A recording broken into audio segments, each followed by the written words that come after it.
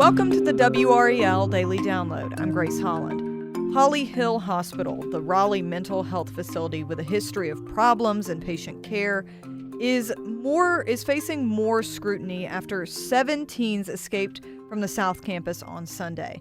They were found by law enforcement hours after they left the facility.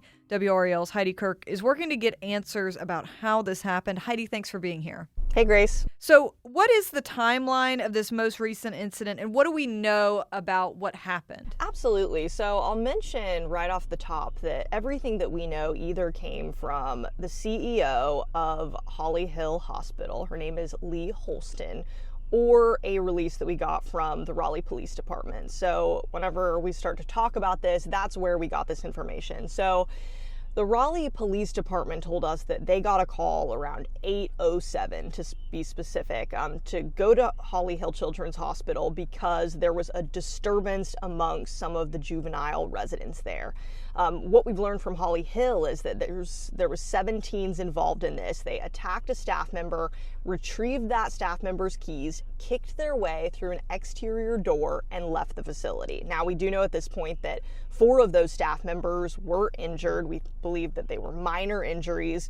And then after that, what unfolded was a pretty large-scale search for these 7 teenagers who left the facility. So the Raleigh Police Department was involved, the Wake County Sheriff's Office, even Highway Patrol and State Capitol Police. So as you can imagine, there's a lot of people out there trying to find these teenagers after they went missing, after they left the facility. Now, the good news here is that all 7 were located and returned. As you mentioned, it took a few hours for them to establish a large perimeter. They were using things like drones to try to track these teenagers down, and they did ultimately bring them back to the facility. So it overall happened just in a span of a few hours on Sunday night. And of course, this isn't the only incident like this that we've covered in the last few years. So how many escapes have there been from the facility? So it's actually interesting. I've been covering this pretty much since I got to WRAL. I did a original story whenever the first group of teenagers escaped from the facility, kind of in our recent days. And that happened in March of 2024. It was 5 teenagers that escaped the facility, kind of in a similar situation. We actually heard from some of their parents later on that said they also kind of pushed up against some staff members, took a badge, and exited the facility. So that was the first one, March in 2024. And then the next one was in June of 2024 when 1 teen left the facility. So kind of a different situation. And then, if you catch it up to this week, now we've had 7. So multiple incidents in 2024, and then the 7 teenagers that left on Sunday. So all in all, quite a few instances just over the last few years. And if you look back even further, this is something that we've covered even before that. So it's clearly kind of an ongoing issue at this facility. And who did you talk to about all of this when you were investigating this on Monday? So WRAL Investigates has a database of actually close to 100 people that we've talked to about these stories. So that's comprised of both parents, former, current employees, even patients that have reached out to us after they've seen our reporting. So where I started, whenever I wanted to look into this most recent development, is I went to that list and I called some of those people. So, I had a chance to check with some current employees, some former employees, and then a lot of parents and patients who actually have been at this facility.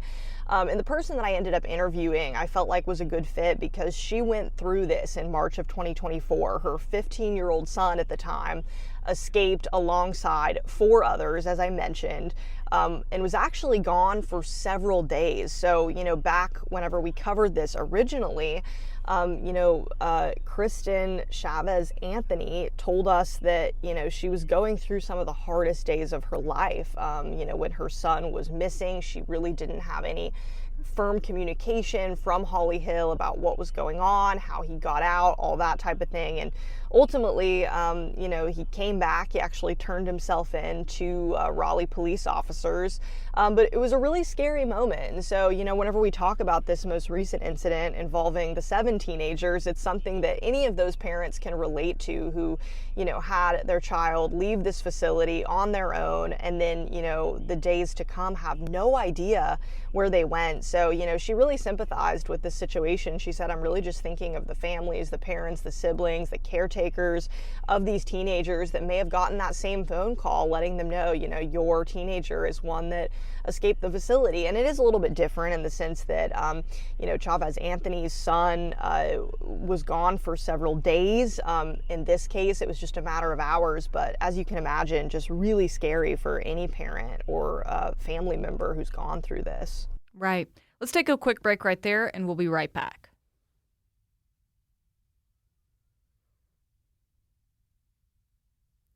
Heidi, before the break, you were walking us through this most recent incident where 7 teenagers escaped from Holly Hill's South Campus.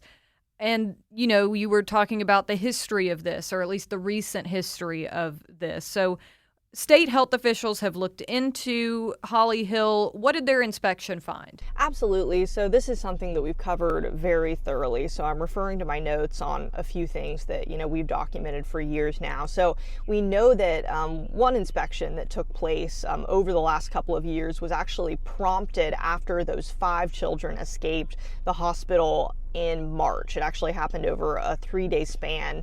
And so that's what prompted this inspection that kind of turned out some really interesting findings to us. So we got a copy of that report. It was 40 pages long.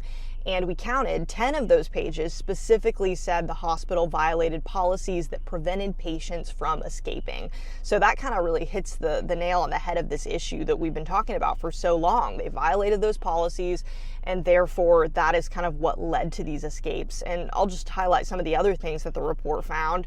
They found that there was no evidence that the facility's 7 electronic exit doors were checked on 14 of 51 days leading up to the escape. So, if you kind of interpret that, those exit doors, that's how these teenagers get out. They push through those in some ways. I would assume that inspecting those is pretty important. And, they were only checked on the 14 of the 51 days, so not very often. Something else that inspectors also found is that Holly Hill employees did not have the right amount of eyes on the teenagers during what they call fresh air time. So essentially, they're allowed outside in a fenced off area, and there were not enough people out there.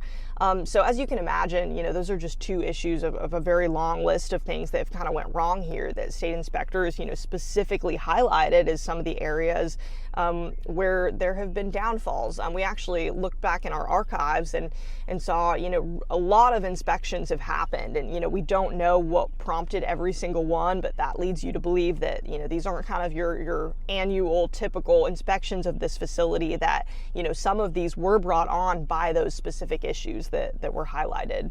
Yeah, and obviously it's not just state health officials that have been looking into this. As you've alluded, WRAL has been investigating this. And what are some of the findings that we've uncovered about the care that goes on inside the facility? Well, there's a really long list of them, and I'll mention again, we've talked to a lot of people about this. So when I bring this up, this is research that we have done over years by talking to, again, former employees, current employees, parents, former patients, like that list goes on and on. So we've heard the same types of stories from so many people.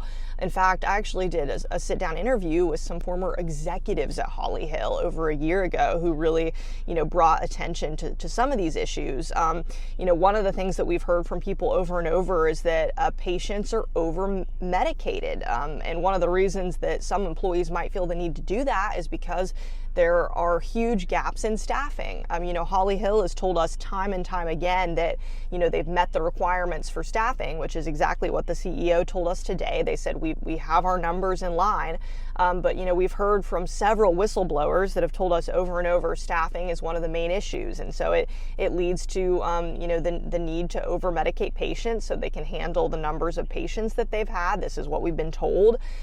We've also been told that there's kind of a lack of transparency both behind the scenes, so in kind of the managerial spaces, that Some of the executives aren't kept in the loop on protocols and procedures, or even some of these, things that need to be put in place after investigations, find that they have some shortcomings. There's not a whole lot of transparency.